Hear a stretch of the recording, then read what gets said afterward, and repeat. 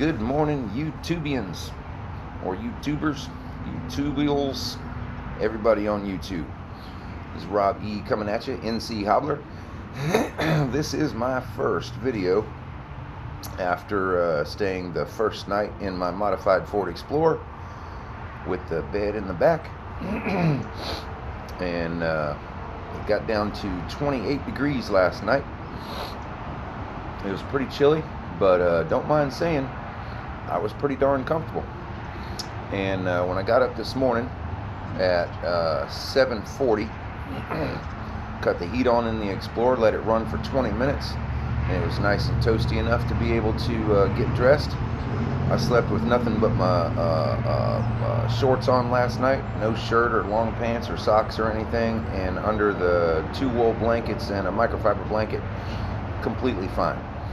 Sitting at a Stuckey's restaurant slash truck stop slash whatever you want to call it in northeastern North Carolina, just across the Virginia border. As a matter of fact, inside the store that you see behind me, half of the store is divided where you can see a sign that says "Welcome to Virginia," and the other side, if you walk on over to the other side, says "Welcome to North Carolina." It's funny, I ordered biscuits and gravy this morning for breakfast, and the lady behind the counter, when I asked her if she had milk, she said, "No, I'm sorry, we don't have milk. You have to go to Virginia for that."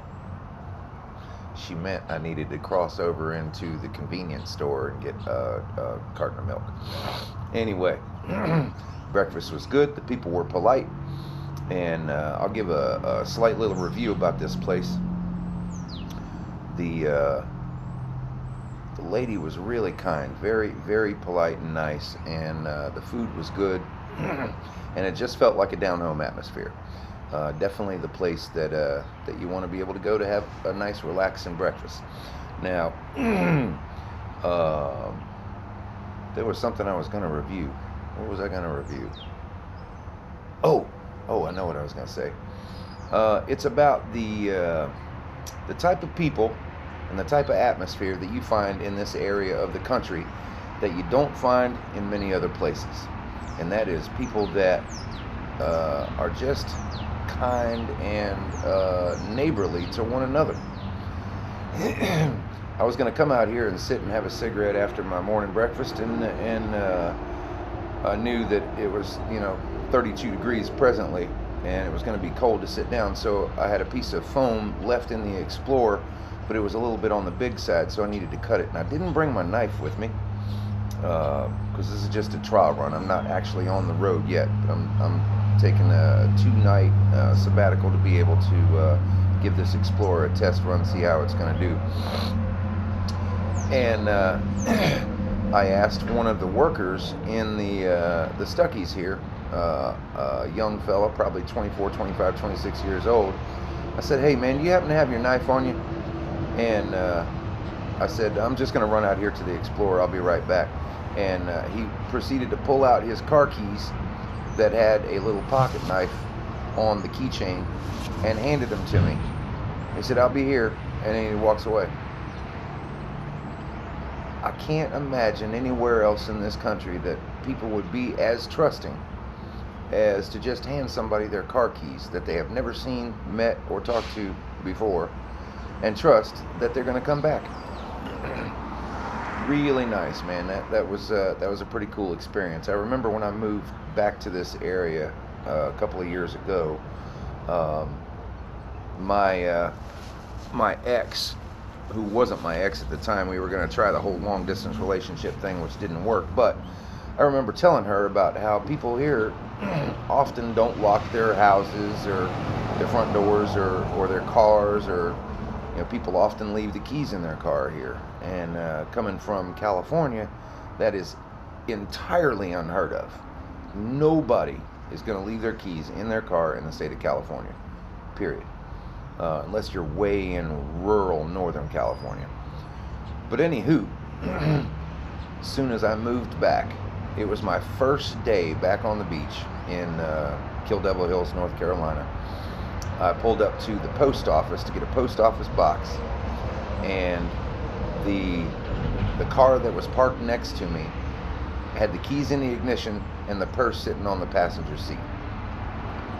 And granted, that's not the wisest thing to do in the world, but it just tells you a little bit about the environment of the people that you're around when you're so trusting that you don't have to worry about somebody running off with your shit just because you leave it in front of a store or a post office, as the case is. But anyway, yeah, so the people in this area are definitely a whole lot more trusting and laid back than in most other places in the country, and I do appreciate that a whole lot. Anyway, so if you are in northeastern North Carolina or southeastern Virginia and you happen to come by the Stuckies right at the Currituck Welcome Center on US 168, stop in for some breakfast. They're good, fine folks here, and food was pretty good. I mean, I wouldn't say it was 5-star or excellent, but it was good. It was good. It was hot, and it was delivered with kindness and a neighborly appreciation for humankind. Anyway, so the Explorer. Now, there are going to be some remodifications that are going to need to be made. The cot that I installed to be able to sleep on, unlike the cot that I had prior to this, it's a spring action cot, and I did not realize how much spring it had in it. So I've got it 5.5 inches up off the floor, just covering the wheel well, so I can put it up against the side. And the spring action allowed the sag to come down to only 2 inches above the surface of the bed of the truck. So the idea of storing stuff underneath that cot, which I thought was a great idea, like I did before, is not the best in the world, because I was literally laying on top of all of the bins that were underneath the cot and had to end up pulling them out because it was just too rough to lay on. Had to end up pulling them out and just throwing them to the side for the entire duration. Now, interestingly enough, I normally only get 2, 3, maybe 4 hours sleep at a time, at any given time. Anytime I sleep, I never sleep more than 4 hours, and that's on a really exhausted day where I've just worn myself to slap out.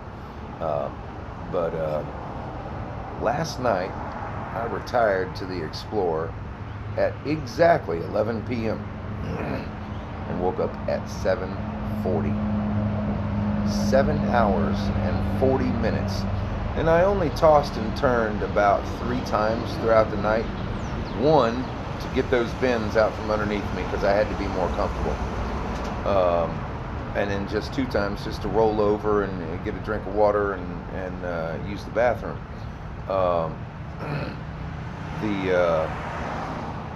The rest that I got was unbelievable. Unbelievable.